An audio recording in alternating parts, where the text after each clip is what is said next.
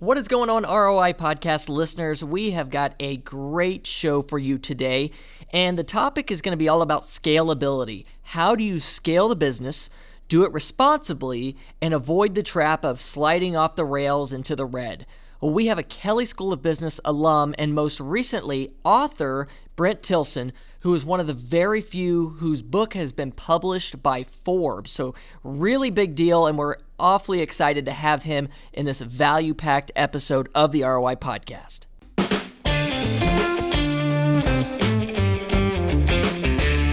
All right. Welcome back, everybody, to the ROI Podcast presented by the Indiana University Kelley School of Business on the IUPUI campus here in downtown Indianapolis. Of course, I'm one of your hosts, Shane Simmons, and I've got the Associate Dean of Academic Programs, Mr. Phil Powell, here with me. Phil, how you doing on this beautiful day?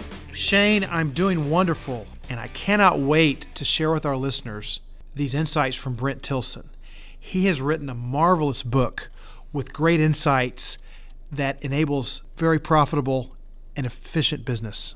Yeah, you mentioned it, Phil. Brent Tilson is the guest, and he is the founder and CEO of Tilson HR in Greenwood, which is on the south side of Indianapolis. I'm doing wonderful. Another great day in Indiana. Brent is what you could call a CEO to CEOs. His company, Tilson HR, we've been in business now going on 23 years. Has been helping businesses for more than 20 years, focusing on business efficiency and performance improvement. And in his new book, and in this interview, he's pulling back the curtain and revealing how businesses can overcome the pains of growth while avoiding common pitfalls that lead to business failure.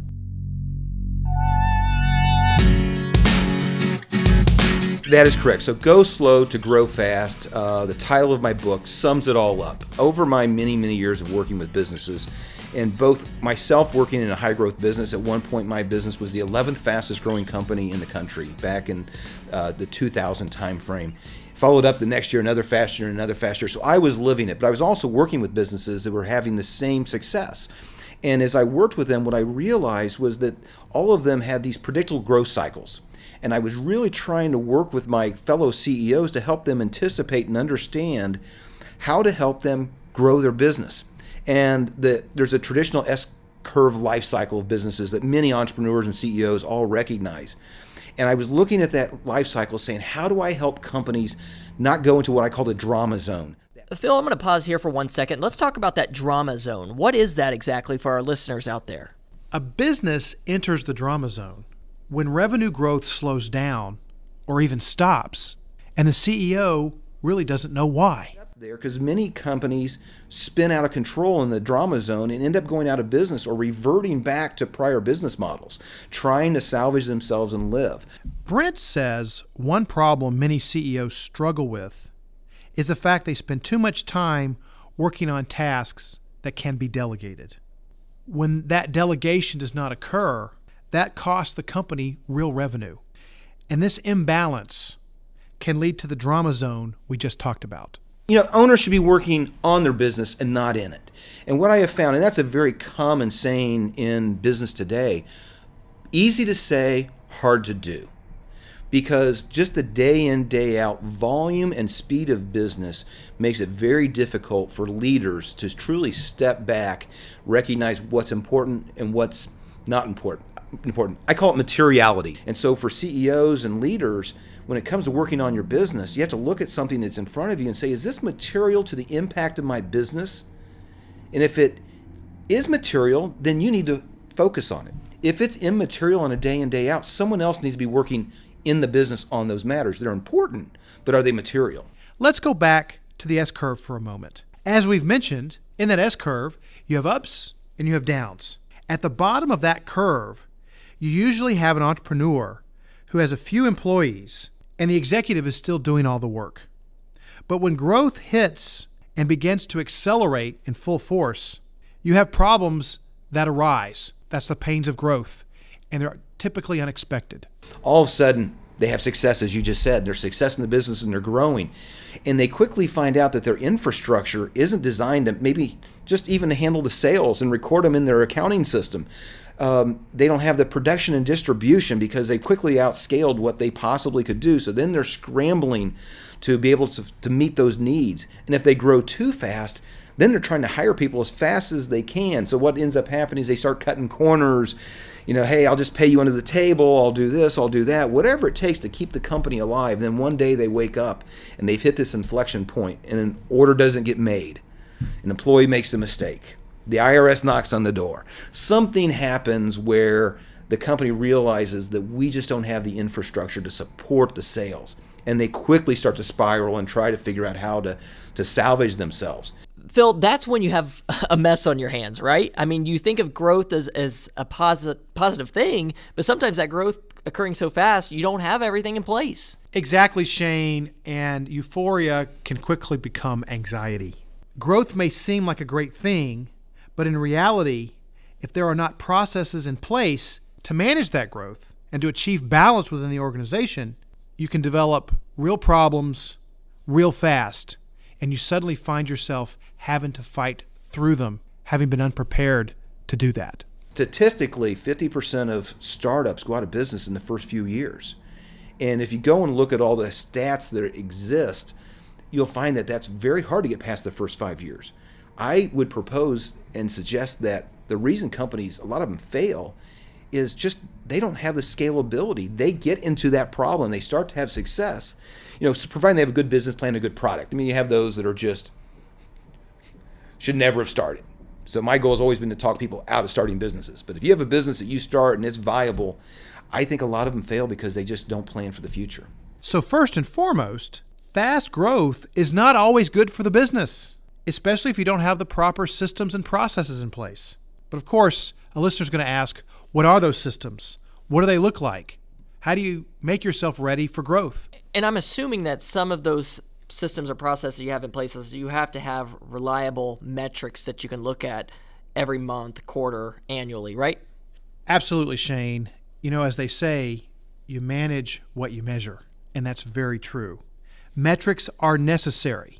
But Brent says too many times organizations will only rely on the financial statements and see them in terms of black and white, when in reality, there's often a rich hidden story behind those numbers that you have to dig into with more measurements.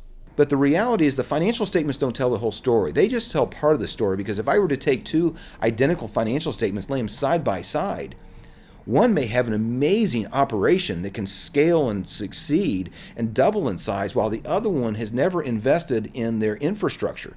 So the other metrics for us to measure are those things that aren't measured by financial statements. It could be employee turnover, which indicates maybe a morale problem. Maybe it's a loss of clients. And so they're adding business on the top line, but they're going just as fast out the back. So it's really measuring these things that are non-financial statement that help businesses understand how effective they are at running their business. And so I propose that effectiveness is as important or more important to measure than just bottom line return on investment and profitability. As we've pointed out, measuring things that are not on the financial statement is critical. For example, let's take culture and morale. That's been a theme of a lot of our podcasts, that success is tied to this intangible thing called a really good culture. Well, that's difficult to measure directly, but you can see footprints of a good culture in other performance measures. For example, let's take employee effectiveness. How do you measure that? You're going to have more effective employees in an environment where they're happier and where everybody feels part of a community. Brent looks at this in a very simple way, and it's correlated with how he's seen companies hit new levels. Brent looks at revenue per employee and argues that this simple measure actually captures the footprint of good culture and high morale. Revenue per employee, to me, measures the ultimate effectiveness in an organization, because everything contributes at the end of the day to generating revenue per employee. So first, let's think about a software company. One of the highest revenue per employee industries is software, because you can write the software, get it to a certain level, maintain it, sell it as a software where there's very low infrastructure costs other than the programming, and you can maximize very high levels of revenue per employee. Thus why technology firms trade at such high multiples, how they raise such high levels of value, because they maximize revenue per employee, where a law firm or an engineering or professional service firm at best is 100 to 125,000. So by industry, companies can measure themselves against and compare where they stand up to their competition. But the revenue per employee is such a critical measure because everything contributes to that. So if I'm losing clients and my turnover of clients is bad, that's going to drive revenue down per employee because I'm having to replace it just as fast as it's going out the door. If I can make my employees more effective and they're able to do more with less and they're just better performing, then that means they can take on more capacity, adding more revenue per employee on the top line. So when you start to, if you unpack and look at all the variables that affect revenue per employee, you start to find out where all of the leaks are in the organization. You start to find out where those issues are that normally wouldn't surface that impact revenue per employee. There is always an inflection point. And so when you hit that point, usually at a time that's unexpected, what do? Do you just hire more people at a really fast pace to work yourself through that inflection point? But if you do that, there's so much time and costs that have to be invested into training and getting the team up to speed that having these mass hirings in a short period of time can be really risky, right? Exactly, Shane. But that's when outsourcing can become your ally. I think companies need to look at, as they look at their life cycle and they're making strategies on how to run their business and to minimize the drama zones, maximize driving zones, minimize drama zones. The key is to look at the organization and find what are the most important things that drive value in the organization. At the end of the day, it's all about anticipating and minimizing your chances of hitting those drama zones. You have to have the systems and processes in place to handle growth. That's the bottom line insight from Brent. And of course, we've just scratched the surface with this podcast interview. To go deeper, it's important to pick up a copy of Brent's book, Go Slow to Grow Fast. And if you do that, you'll hear a fable drawn from Brent's work with hundreds of businesses over the years. And in fact, the book anchors itself with a case study that walks you along the typical business journey that we've described here in this episode. I think companies need to look at, as they look at their life cycle and they're making strategies on how to run their business and to minimize the drama zones, maximize driving zones, minimize drama zones. The key is to look at the organization and find what are the most important things that drive value in the organization. So if you double in your size and you're outsourcing, say, IT, your IT provider then is able to meet your needs because they have all the professional expertise when you need it and as you need it to help you scale. Same thing with the human resource side. If you outsource the HR infrastructure and you have professionals that meet all the needs and can anticipate and look around corners, then your drama zones can be greatly minimized. Every company will always have a little bit. You can't be a perfectly 45-degree growth line, but how do you maximize the driving zones? And if you take out the friction and do that through outsourcing those non-critical market differentiating things from your organization, then you can minimize and maximize. Go Slow to Grow Fast. Brent Tilson's book will be out on June 4th, and you can pick up a copy on Amazon. And definitely check it out because there's going to be a lot of interesting pieces of information in there that we just didn't have the time to pull into this podcast. But we've certainly kind of set up what the overall theme of the book is and what it's going to look like. And by getting a copy of the book, you're going to be able to really pick up and try to avoid some of these pitfalls that typical businesses go through every single day in this country. So be sure to get the book, Go Slow to Grow Fast. And we would like to thank Brent Tilson for sharing his lifelong business experiences with us and really pulling back the curtain on issues that companies face on a day-to-day basis and how to tackle those. Now be sure to subscribe to the ROI Podcast.